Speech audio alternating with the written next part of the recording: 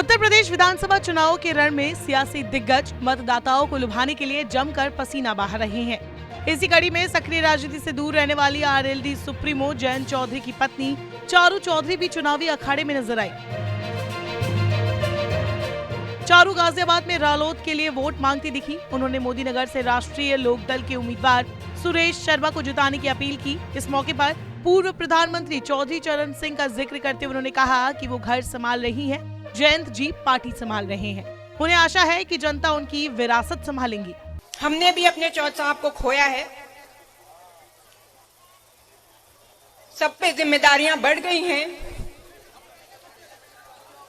मैं परिवार को संभाल रही हूं, जयंत जी पार्टी संभाल रहे हैं।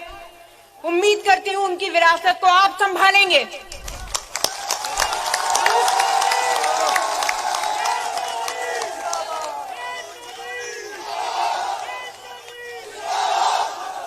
चारू ने अपने भाषण में कहा, आपने भारी मत देकर पिछले चुनावों में बीजेपी को जितवाया, लेकिन क्या आपके दुख के वक्त इनमें से कोई आगे आया?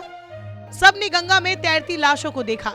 पिछले कुछ समय से हम सभी झेल रहे हैं ये कोविड महामारी में।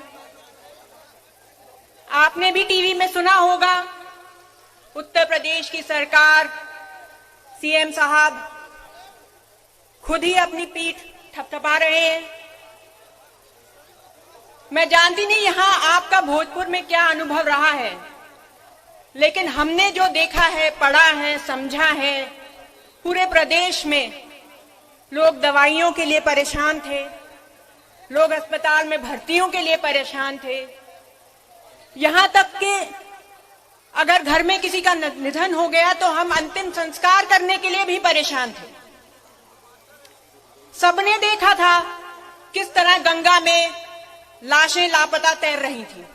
देखा था ना, सुना था। मैं पूछना चाहती हूं सरकार से कि आपने इन लाशों को किस गिनती में डाला?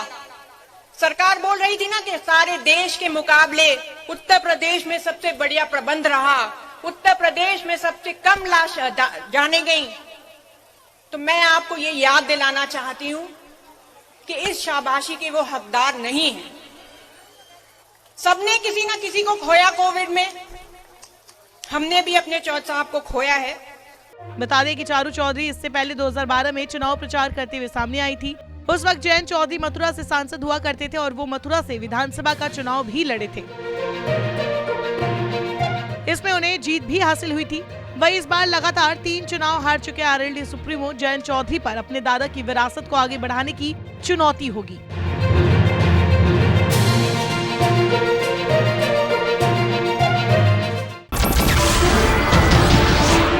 नमस्कार, मैं हूं मानक गुप्ता।